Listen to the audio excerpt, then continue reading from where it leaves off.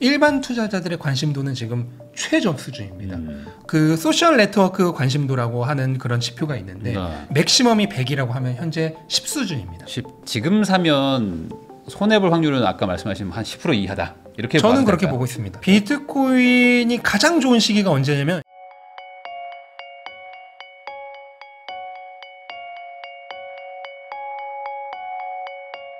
안녕하세요. 부익남TV의 부익남입니다. 오늘은 비트코인 전문가이시죠. 신민철 작가님 모시고 코인 투자에 대해서 다양한 이야기 한번 나눠보도록 하겠습니다. 작가님 안녕하세요. 안녕하세요. 모시고 나서 이제 그 사이에 출연 사이에 지금 뭐 엄청 올랐어요. 지금 네. 그 알트코인 중에서도 막 지금 뭐 이더리움 막 폭주하는 느낌으로 막 올라가고 있고 그래가지고 지금 또 코인 산 분들 또 분위기 좋더라고요. 네. 우선 여기 왜 올라갔는지 한번 좀 얘기해 주시면 좋을 것 같아요. 네, 뭐 좀 짧게 볼 수 있는 걸로 보면은 비트코인은 작년 7월부터 지금 1년 내내 월초가 무조건 나빴거든요. 네. 그게 월말 월초에 이제 고용 지표라든지 물가 지표 이런 거 다 몰려 있으면서 비트코인은 리스크 회피 심리가 가장 강하게 발동한 자산 중에 하나거든요. 그래서 월초에 무조건 약했고 반대로 그 리스크 회피 기간이 끝나면은 이제 매도 압력이 다 사라지는 거죠. 그러니까 눌려있던 용수철이 튀어오르듯이 작년 1년 중에 한 차례를 제외하고는 월초 이후부터는 다 올랐어요.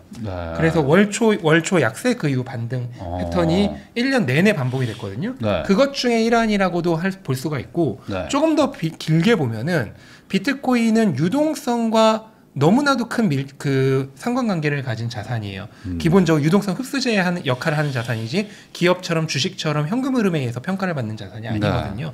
그러다 보니까 유동성이 가장 중요한데 지지난주 금요일에 어떤 사태가 발생했냐면 미국의 고용지표가 대폭 다 하향 조정됐습니다. 그러면서 지금까지 우리가 좋았던 것을 믿고 있던 고용이 다 사기였다는 게 들통이 났거든요. 그렇게 되면서 갑자기 금리 전망치가 확 내려갔어요.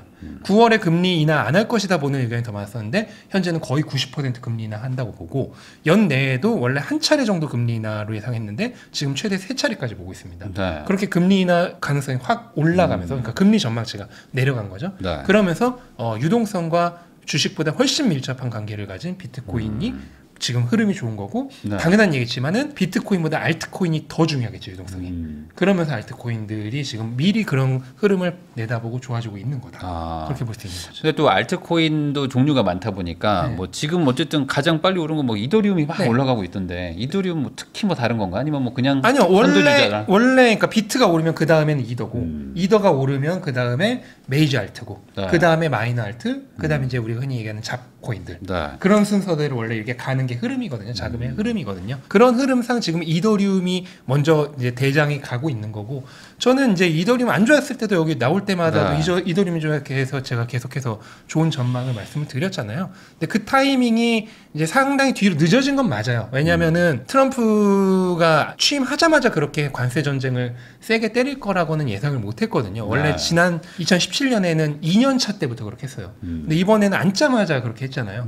그러면서 4월까지 코인뿐만 아니라 주식시장도 바닥을 찍었었잖아요. 그걸 회복한 게 겨우 6월이고 6월 되자마자 이제 좀 많이 좋아져서 실제로 비트코인 신고가까지 찍었는데 바로 다시 중동에서 전쟁이 났죠. 그러면서 또 지연된 거고 그렇게 예상치 못한 사고로 인해서 지연됐을 뿐이지 흐름상으로 보면은 이더리움 지금 먼저 가는 게 맞는 타이밍입니다. 그러면 이제 아까 말씀해주신 것처럼 그 뭐 월초 뭐 그다음에 월중 말 해가지고 이제 계속 그 반복된 패턴이 있다고 그랬는데 이게 그 1년으로 봐도 이제 패턴이 그렇죠, 있는 거죠. 그 8, 9월에 뭐 조정 온다는 얘기. 실제로 비트코인뿐만 아니라 위험자산 시장이 원래 8, 9월이 안 좋고 비트코인은 특히 8, 9월에 안 좋았습니다. 그게 이제 기본적인 흐름이었는데 이것도 또 두 가지 패턴이 있어요. 하나는 8월에 올랐다가 9월에 약해지는 8강 구약 패턴이 있고 8월에 바닥 찍고 9월부터 회복하는 8약 9강 패턴이 있습니다. 비트코인 반감기 다음에는 지금까지 3번 있었죠. 2013년, 17년, 21년. 반감기 다음에는 전부 8강 구약이었어요. 8월에 올랐다가 9월에 좀 조정받는. 그럼 2025년도 반감기 다음에죠.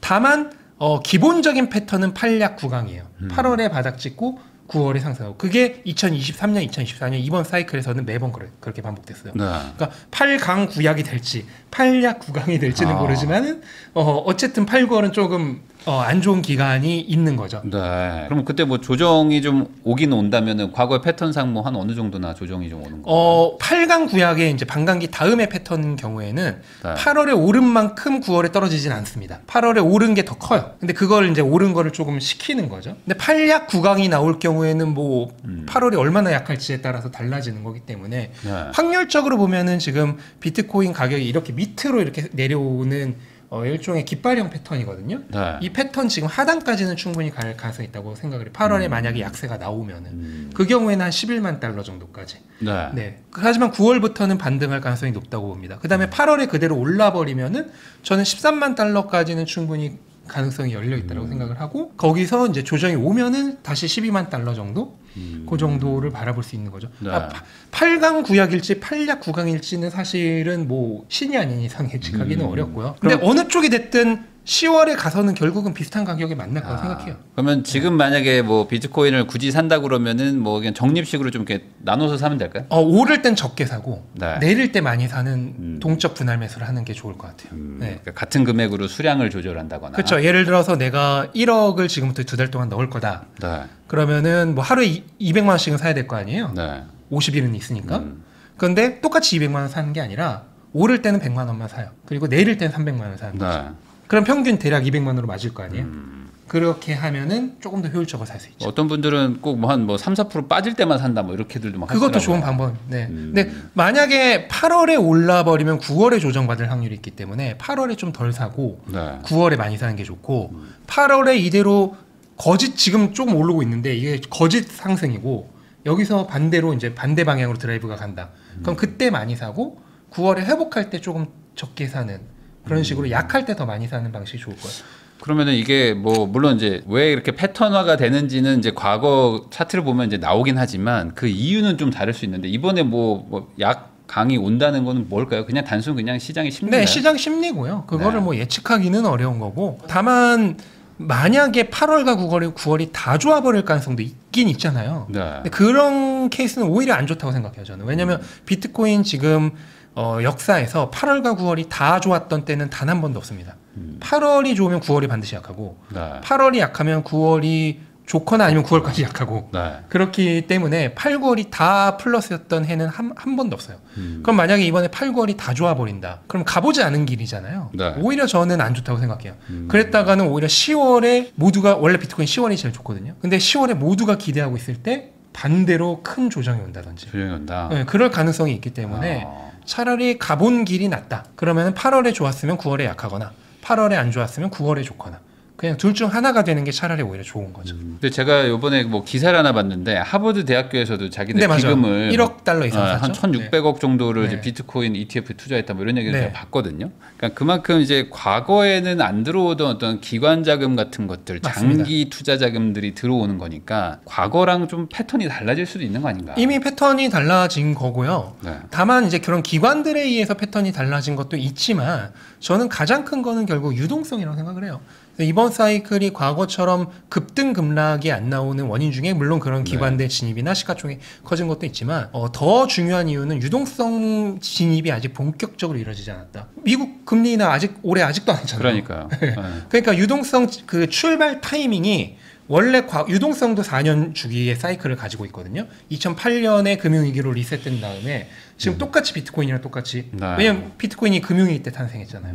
그러면서 둘이 똑같이 지금 가고 있어요. 네. 그래서 공급을 책임지는 반감기 사이클도 4년이고 수요를 책임지는 유동성 사이클도 4년이에요. 네. 이게 정확히 맞아 떨어지면서 어떻게 보면 더 이 공급 수요의 이 충격이 더 강하게 발생한 거라고 볼 수 있거든요. 그런데 이번 사이클은 미국이 금리 인하를 예상보다 너무 늦게 하면서 그러면서 유동성의 본격적인 확장기가 과거 사이클들보다 뒤로 많이 밀렸습니다.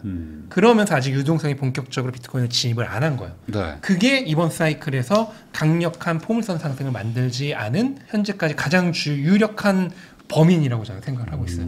그런데 앞에서도 말씀드렸다시피 그 미국의 금리 인하가 9월부터 본격적으로 재개가 될 거다. 그러니까 이게 그러면은 저희 하나 궁금한 게 경제에 어떤 충격이 올 정도의 어떤 위기 상황이나 침체가 오면 금리를 이제 막 예전에 금융위기처럼 확 내릴 수도 그거는 있는데 단기적으로는 비트코인한테 안 좋은 거고. 네, 이미 팬데믹 때 겪었어요. 그럴 때 이제 한번 확 박살나지만 이제 유동성 풀리면서 다시 한번 회복했잖아요. 네, 그 회복도 제일 빨라요. 근데 현재 경기 침체 확률은 투자자들은 10% 수준으로 보고 있습니다. 네. 그러니까 경기 침체는 오지 않는다는 거죠.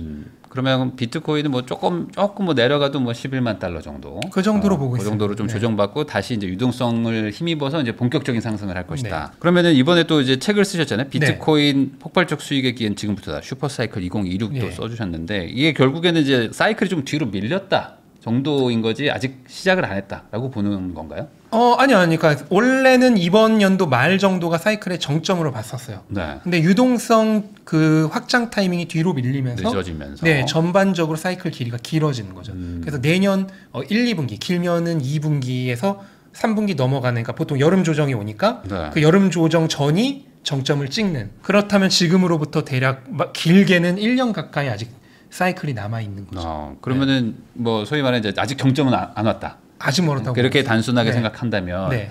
이렇게 좀 조정받을 때 조금 사놔라. 이렇게 조정이 온다면은 그게 이제 좋은 기회가 되겠죠. 네. 지금 사면 손해볼 확률은 아까 말씀하신 한 10% 이하다. 이렇게 저는 봐도 그렇게 될까요? 보고 있습니다. 물론 네. 중간에 이제 막 그 흐름을 잘못 타서 막 그냥 그쵸, 막 손절하고 네. 이러지만 않으면. 네, 그 알트코인 같은 경우는 사실 예측이 어렵고요. 네. 워낙 변동성이 크니까. 비트코인은 뭐 한 두세 달에 걸쳐서 분할 매수로 진입을 한다면은 특히나 오를 때 적게 사고 내릴 때 많이 사는 방식으로 진입을 한다면은 네. 손해 볼 일은 저는 거의 없다라고 생각을 합니다. 근데 저도 이제 그 비트코인 그 차트랑 뭐 이런 것들을 좀 보니까 그래도 좀 이렇게 안정적으로 좀 가는 느낌이 좀 들어요. 점점 더. 예전에 말씀하셨던 것처럼 막 수십 %씩 빠지고 네. 이런 일들은 뭐 알트에서 많이 일어나는데 말테서 뭐 비트코인에서는 네, 일상다반사죠. 버틸만 한 정도로 이렇게 움직이는 것 같은데요. 그래도 심적으로는. 네, 이번 사이클 들어서 변동성이 정말 가장 적고요. 네.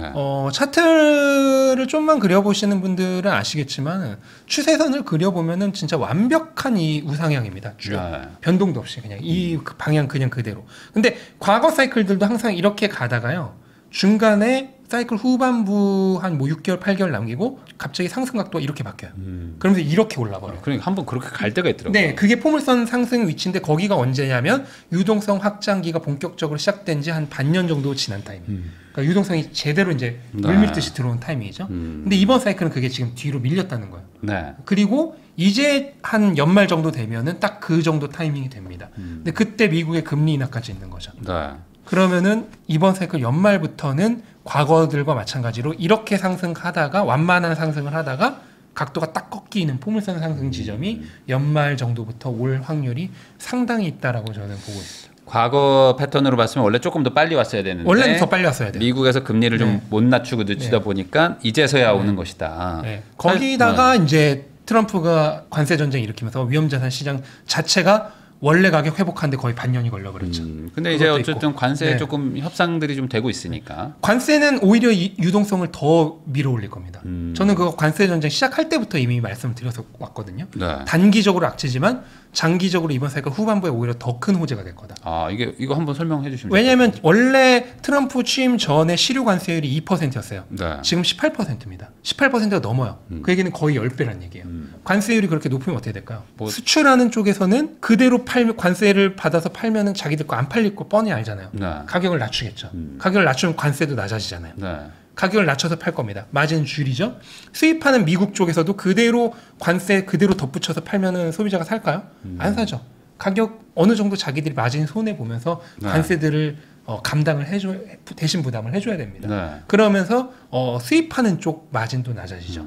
그러면은 수출하는 쪽이든 수입하는 쪽이든 그러니까 전 세계예요. 글로벌 기업들의 실적이 다 낮아집니다. 글로벌 기업들의 실적이 다 낮아지면은 당연히 고용 덜하고 임금 줄이겠죠. 네. 고용 덜하고 임금 줄이면은 소비자들 그 임금을 받는 소비자들은 그렇죠. 소비를 다 같이 힘들어지는 줄이겠죠. 거죠. 네. 그냥 전반적으로 경기가 다 약해지는 거예요. 그러면은 각국의 중앙은행과 재무부는 어떻게 해야 되냐? 금리 낮추고 부양책 실시해야죠. 네. 그렇게 되면서 유동성이 그럼 더 증가하겠죠. 그렇기 때문에 이번 사이클 후반부에는 유동성 폭증의 시간이 올 가능성이 있다. 사실 지금 미국이 금리를 낮추지 않다 보니까 뭐 다른 나라들도 좀 눈치 보고 그렇죠. 같이 좀 왜냐면 못 내리는 것도 있었는데. 환율을 신경을 써야 되니까. 네. 근데 지금 이제 뭐 영국이나 이런 것들은 이제 막 내리고 있고 네. 아마 지금 미국이 같이 내리면 우리나라도 지금 미국 눈치를 좀 보고 있는데 네. 뭐 같이 또 내려갈 확률도 있고 네. 전 세계적으로 어쨌든 유동성이 좀 늘어날 것이고 네. 그거를 받아주는 거는 비트코인일 것이다. 비트코인이 가장 큰 수혜를 입는 자산인 거죠. 그럼 유동성에. 그럼 비트코인은 연말 전에라는 거 뭐 한 대략 한 언제 정도 전에는 좀 확보를 하고 좀 끝내놔야 될까요? 비트코인이 가장 좋은 시기가 언제냐면 10월 한 20일경부터입니다. 아 그래요? 네. 이거는 뭔가요? 기준이 뭐죠? 그것도 그냥 역사예요. 역사가 확률적으로 10월 20일경부터가 제일 좋아요. 10월 20일경부터 한 12월 초까지. 아 12월 초까지. 그럼 요때 어찌 보면 놓치면 상승분의 상당 부분을 좀 내가 못 잡는 경우도 있다. 다만 이건 전제는 8, 9월에 조정이 와야 돼요. 한 번은. 만약 8, 9월에 조정 없이 다 올랐다. 네. 그럼 반대로 이번 연도엔 10월에 한번 조정이 올 가능성이 있습니다. 그러니까 8, 9월에 8월이 강하고 9월이 약하든 8월이 약하고 9월이 강하든 네. 8, 9월 둘 중 하나는 좀 마이너스인 달이 있어야 돼요. 그 경우에는 10월 후반부부터 좋습니다. 사실 이게 부동산 투자를 주로 하시는 분들 입장에서는 그냥 뭐 올해 안에 오르면 되는 거 아닌가? 약간 이 정도의 그쵸, 생각인데 네, 맞아요. 이 근데 코인 하는 분들은 그렇지 않더라고요. 코인 하시는 분들, 특히 한국인 분들은 뭐 거의 일 단위로, 일 안에서도 시간 단위로 그러니까 내일 올라, 오늘 올라 뭐 이 얘기를 하시더라고요. 그게 중요하신 분들이고 네. 반대로 이제 부동산 하시는 분들의 입장에서는 사실 뭐 8월이든 9월이든 뭐 언젠가 오르겠지 뭐 약간 이런 느낌이거든요. 네.